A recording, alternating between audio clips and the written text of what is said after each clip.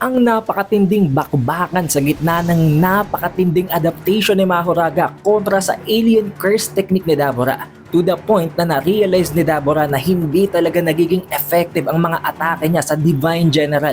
At dito din makikita natin guys kung gaano talaga kakunat ang pinakamalakas na Shikigami na ito ng Ten Shadows. Kung paano nag-work ang Ten Shadows dahil sa isinagawang rules and policies ng Gojo Clan para maiwasan ang pag-abuso at paggamit nito kontra sa ibang mga sorcerers. Dito din natin makikita kung gaano talaga kahalimaw si Tsurugi, kung paano lalabas ang kanyang tunay na ability, lalong-lalo na ang confirmation na kaya niyang gumamit ng Heavenly Restriction at ng napaka-unpredictable niyang moves and skill set na dahilan kung bakit na-overpower niya si Maru at ang magiging desisyon nila kung anong magiging outcome ng duelo.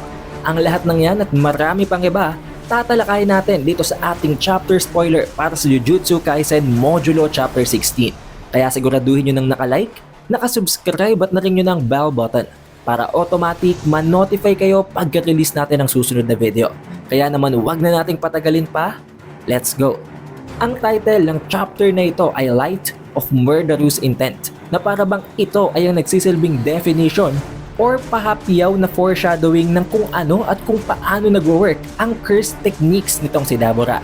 Sa pagsisimula ng chapter, na-explain agad guys kung paano gumagana ang Ten Shadows. Ngayon, alam ko naman guys na ang mga nanonood ngayon ng modulo ay mga nakasubaybay na rin sa ating main series reviews, kaya alam kong alam nyo kung paano ito nag-work. However, nang dahil lang nga sa nag-merge na ngayon ng Zenin Clan at ang Gojo Clan, nang dahil sa naging mag-asawa nga si Maki at itong si Yuta Okutsu, nagkaroon ng panibagong policies, panibagong regulations ang Gojo Clan sa mga magiging user ng Ten Shadows. At yun ay ang hindi na nila pwedeng gamitin ang mga Shikigamis na nasa loob ng ability na yon.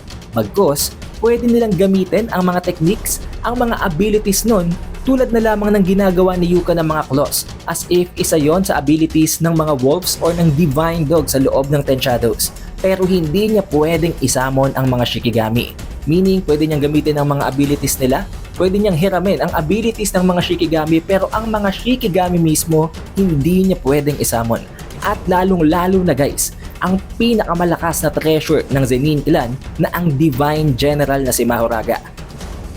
Dito rin ay nilinaw ng narrator na walang kahit na sino man sa history ng mga users ng Ten Shadows sa loob ng Zenin Clan ang nagawang completely matalo si Mahoraga at makontrol ito. Exception lang dito guys ay itong si Sukuna. Si Ryomen Sukuna na pinasok at pinoses ang katawan ni Megumi Fushiguro. However, hindi nila kinoconsider yon dahil alam naman natin na si Sukuna ay ang King of Curses at isa itong exception para sa kanila. Kaya naman, even up to this point na itong si Yuka na ang panibagong user ng Ten Shadows, hindi pa rin niya ito nagagamit. Kaya ang paraan para magamit at ma-utilize niya ito kontra kay Dabura ay ang isama si Dabura sa ritual ng pag-capture dito kay Mahoraga. Ang ritual na dapat gawin ng isang user ng Ten Shadows para magkaroon siya ng complete control dito sa Divine General. Knowing na walang kahit na sinong kayang gumawa nun, exception na lamang siguro dito itong ang si Sukuna at si Gojo Satoru na kayang i-one-tap si Mahoraga, isinama niya dito si Dabura Karaba. At sa pamamagitan din nun, nagtago siya sa loob ng pocket dimension, sa loob mismo ng shadow niya. Kaya on the surface, ang naglalaban ay itong si Dabura at si Mahoraga. Tunay na napakatinding laban ito guys. Kung titingnan nyo mabuti, oo, hindi makalapit itong si Mahoraga kay Dabura. Pinagtatatad siya ng mga atake ni Dabura. However, dahil nga napakalakas din ni Mahoraga, kaya niyang mag-adapt sa kahit na anong phenomena, kahit na anong situation, nagagawa pa rin niyang makapag-revive, nagagawa niyang makarecover, hanggang sa dumating sa punto na na-realize nitong si Dabura na unti-unting nakakapag-adapt ang creature na ito sa kanyang technique.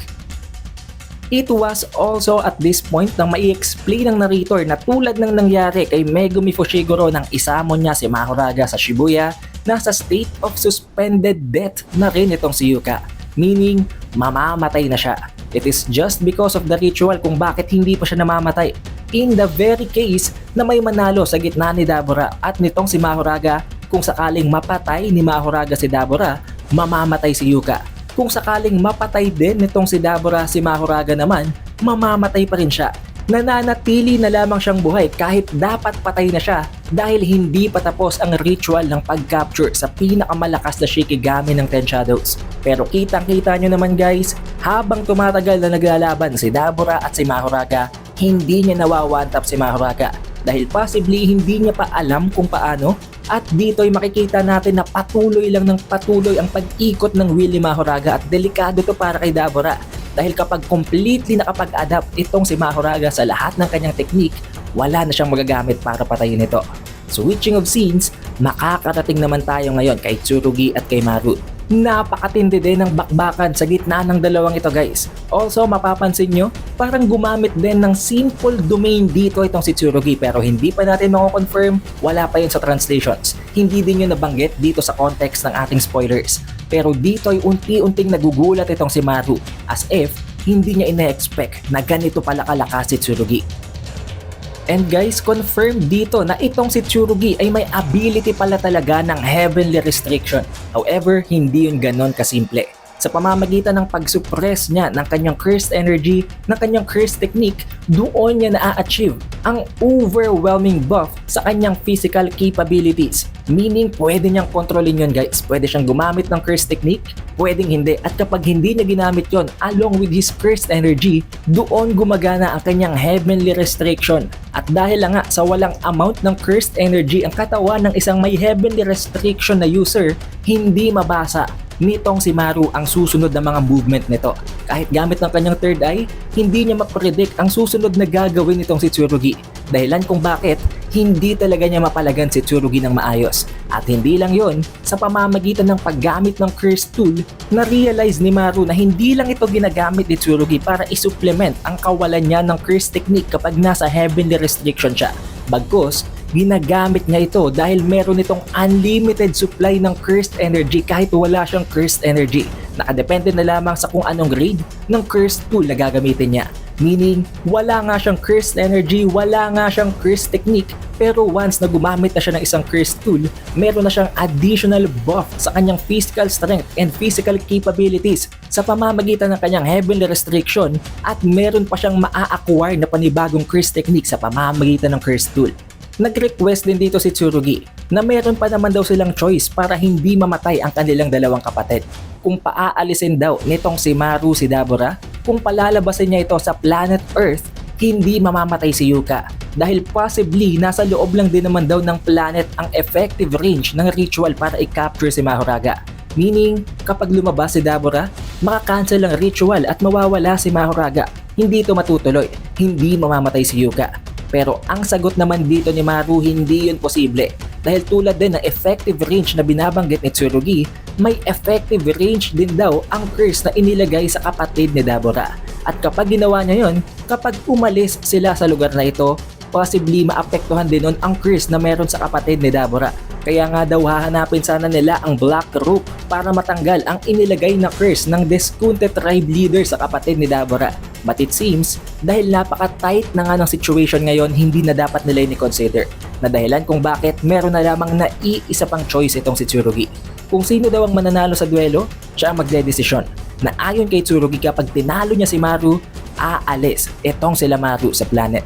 At dito guys nagtatapos ang chapter 16. However, magkakaroon pa tayo ng mas detalyado, confirmed, at mas malaman na chapter review paglabas ng full translation scans, which will be by Saturday or Sunday. Kaya siguraduhin yung naka-like, naka-subscribe at naringin ang bell button para ma-notify kayo pag-release natin ng video na yon.